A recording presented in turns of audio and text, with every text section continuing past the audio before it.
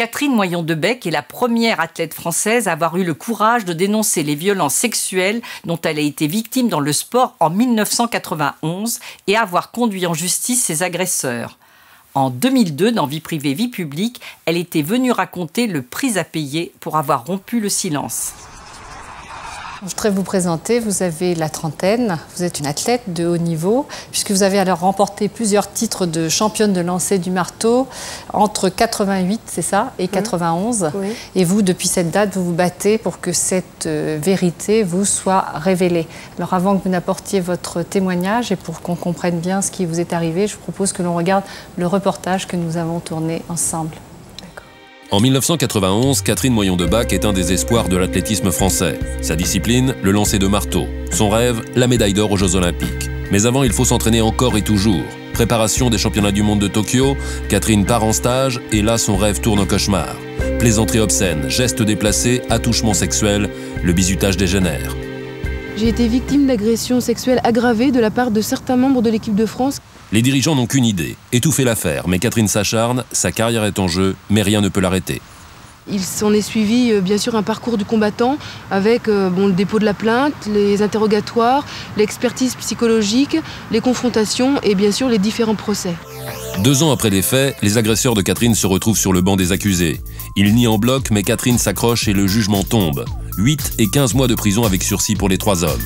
Pour Catherine et les journalistes qui l'ont soutenue, la victoire a un goût amer. Je pense que ça aurait dû faire davantage l'effet d'une bombe. Je crois qu'il y a eu une sorte de conspiration du silence. Je pense que certaines personnes n'avaient certainement pas intérêt à ce que ça sorte davantage. Même constat pour Charles Villeneuve.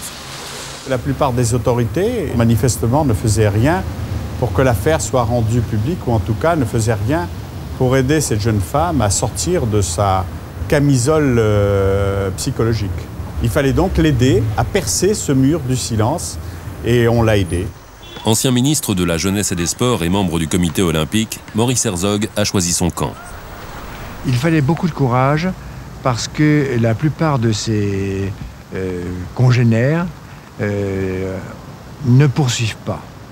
Elles abandonnent ou ils abandonnent et ne veulent pas ou ne veulent plus qu'on parle de leur affaire. Or, Catherine a eu le courage de reconnaître les faits, de les imposer et de trouver des témoins pour en parler. Et c'est pour ça qu'on lui en veut dans beaucoup de milieux. Alors, il est très difficile de relever le gant. Justice est faite, mais Catherine a payé cher son courage. Alors que ses agresseurs continuaient leur carrière, elle a dû renoncer à la compétition et à ses rêves de médaille. On m'accuse d'avoir terni l'image du sport français. Et je ne vois pas en quoi j'ai terni l'image du sport français. J'ai simplement dénoncé une vérité. Effectivement, j'ai brisé le lot du silence parce qu'il m'est arrivé quelque chose de dramatique et que la seule façon pour moi de ne pas mourir et de survivre ensuite, c'était de parler et de me faire entendre. Catherine, donc vous, c'était vraiment absolument que tout soit entendu, que la vérité soit dite. Vous, c'était révéler quelque chose que vous connaissiez, mais que personne ne voulait entendre. Oui, et puis au départ, effectivement, il a fallu que je parle parce que c'était la seule façon pour moi de ne pas mourir et puis ensuite de survivre. Et c'est vrai qu'au fur et à mesure, il était très important pour moi que les gens connaissent la vérité. Et pas simplement pour moi-même, vous savez, parce que je me suis aperçue très rapidement ensuite que ce qui m'était arrivé était arrivé à beaucoup d'autres avant, des garçons comme des filles. Et j'ai voulu parler aussi pour dire que ça ne devait pas recommencer. Et malheureusement, je sais, parce que je suis très bien informée, que je suis auprès d'autres victimes et de leurs familles, je sais qu'il y a d'autres affaires. C'est ce qu'on entend dans le reportage, Maurice Herzog disant que c'était des affaires qui se reproduisaient dans le milieu. Absolument. Absolument. Alors, et c'est d'ailleurs la raison pour laquelle tout a été fait pour m'empêcher de parler. À un certain moment, hein, on a dû vous dire de vous taire, c'est ça ?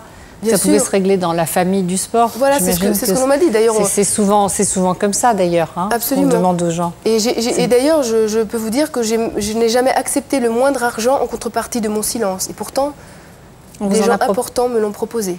Et je n'ai jamais accepté parce que le monde s'était écroulé autour de moi. Ma famille m'a inculqué le respect de moi-même, bien sûr, mais avant tout des autres. Les valeurs morales, pour moi, ça signifie quelque chose. Et d'ailleurs, famille très croyante. Oui, absolument, je suis chrétienne.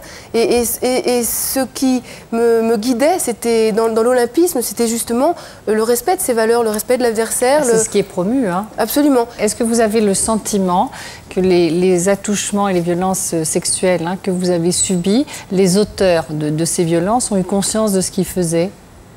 En tout cas, je l'espère. Je ne suis pas persuadée qu'au moment où ils le faisaient, ils en avaient conscience. Parce que comme vous l'avez raconté dans votre livre, on a l'impression finalement que c'est une affaire de garçon, qu'il faut un peu, comme vous le dites, vous êtes une jeune fille toute fraîche et qu'il faut vous déniaiser. En fait, ils le vivent un peu comme ça. Oui, absolument.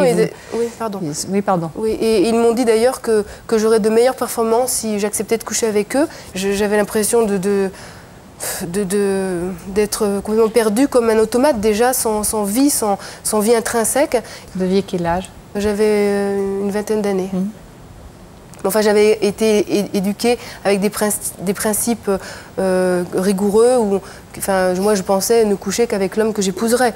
Bon, bien sûr, la société évolue et ça regarde chacun, mais c'est vrai que je ne connaissais pas la vie dans ce domaine-là. J'étais complètement perdue. Je ne pensais qu'à mes études et au sport. Donc, vous étiez particulièrement sans défense, en plus. Absolument, oui, absolument. J'ai toujours d'ailleurs le sentiment de venir d'une autre planète.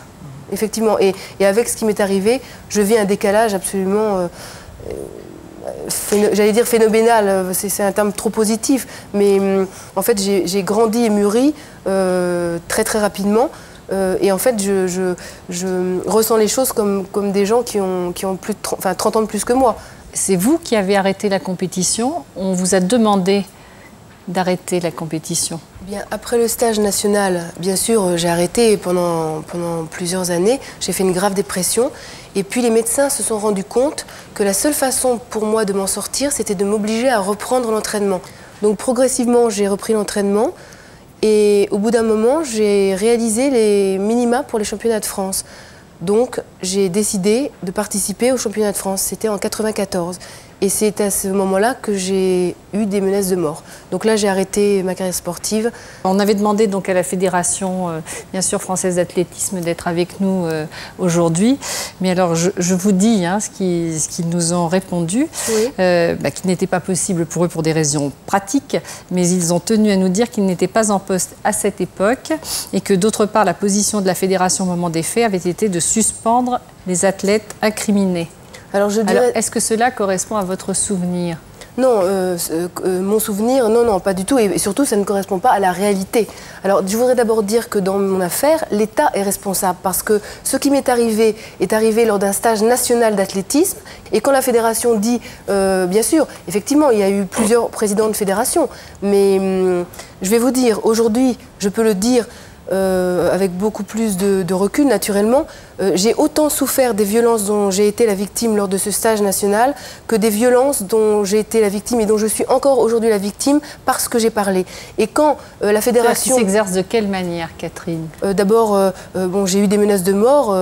Ça, c'est quand même, dans une vie, c'est quand même traumatisant. Et d'ailleurs, je me souviens que lorsque j'en avais fait part au ministre à cette époque de la jeunesse et des sports, qui était Madame Alliot-Marie, elle m'avait dit « mais ne vous inquiétez pas, etc.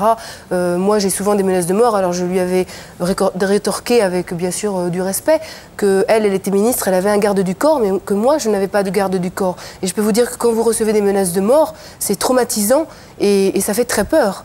Quand on subit des agressions sexuelles, ce n'est pas facile d'aller témoigner, d'aller dire la vérité à la police, à la justice. Et alors là, quand en plus, il y a effectivement, on se trouve dans un milieu où on a envie que tout reste dans la grande famille du sport, c'est encore plus compliqué.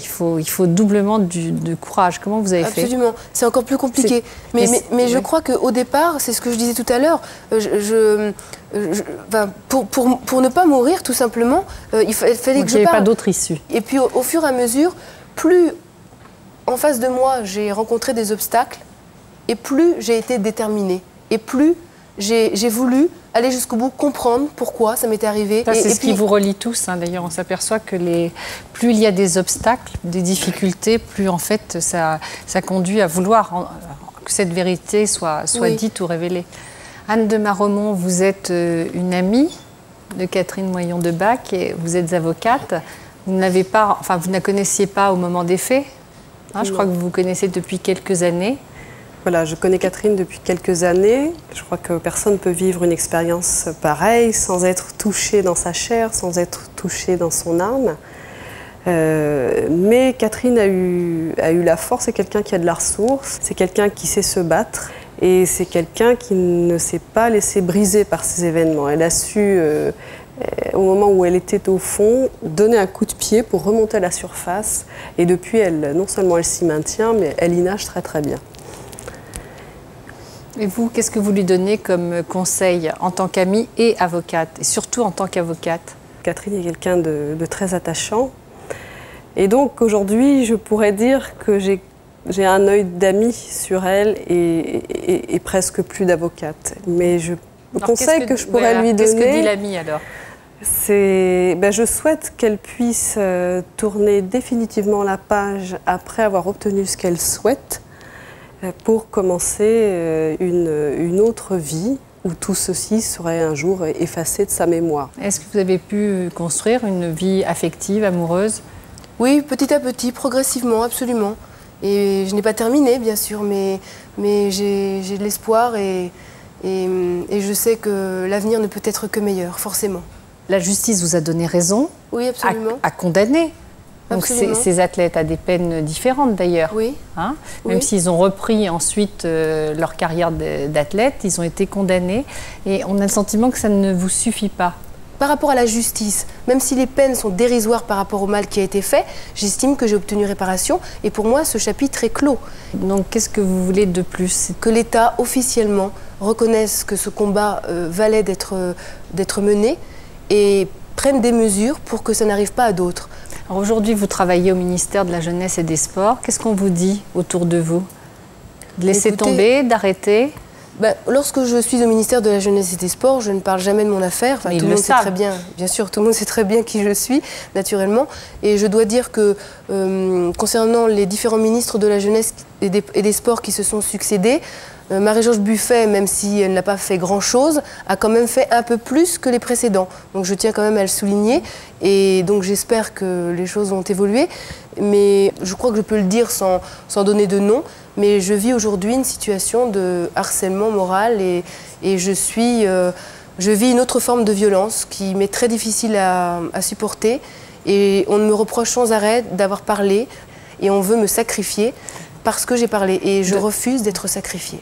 Yvonne Ponzé-Bonissol, vous estimez que Catherine paie le prix fort? Tout à fait. On a l'impression, quand on entend toutes les histoires, finalement qu'on est dans un cercle un peu infernal. Et plus on veut faire entendre la vérité, plus on passe pour quelqu'un qui ennuie tout le monde. Qui est illuminé.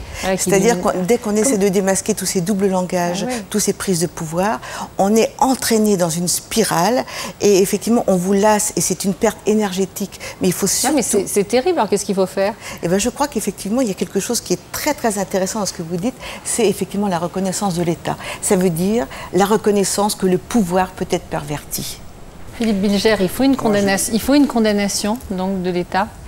Je n'en sais rien, parce que le combat de Catherine contre la Fédération et l'État, je ne sais pas, si vous voulez. Ce qui m'importe, c'est que ces agresseurs ont été condamnés. Et au sein de la grande famille du sport, dit ironiquement, il faut un courage considérable pour que la parole de la victime soit entendue et lutte contre la résistance de toutes les forces d'ordre apparent et les forces de rétention de la vérité. Mais on comprend de toute façon sa détermination quand on sait, on l'a vu avec l'affaire du dopage quand même dans le sport, que c'est difficile quand même de faire émerger la vérité dans le sport. Dans tout, pas seulement je crois. Alors dans tout? Oui, je crois beaucoup. Alors là, là vous êtes plus pessimiste. Je pense tout de même que la France, globalement, dans tous les corps de métier, reste tout de même encore une société du secret et on a du mal à lever la chape, me semble-t-il. Alors, dans les micro-sociétés, c'est encore plus évident, surtout lorsqu'elles sont réunies par la banalité du sexe sale. cette espèce de solidarité virile très mal entendue qui est infiniment entravante pour la vérité et les démarches comme celle que Catherine a engagées. Pour ne rien manquer sur ma chaîne Ina Mireille Dumas, abonnez-vous et activez la cloche.